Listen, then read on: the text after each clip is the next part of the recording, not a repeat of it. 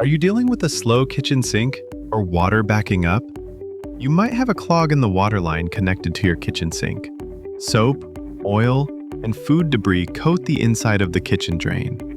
Over time, this buildup narrows the pipe and traps even more waste until the line becomes completely blocked.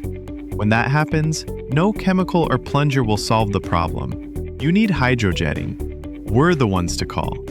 We're prepared to handle any issue you might have in your water line, whether it's clogs, freezing, broken pipes, or anything in between.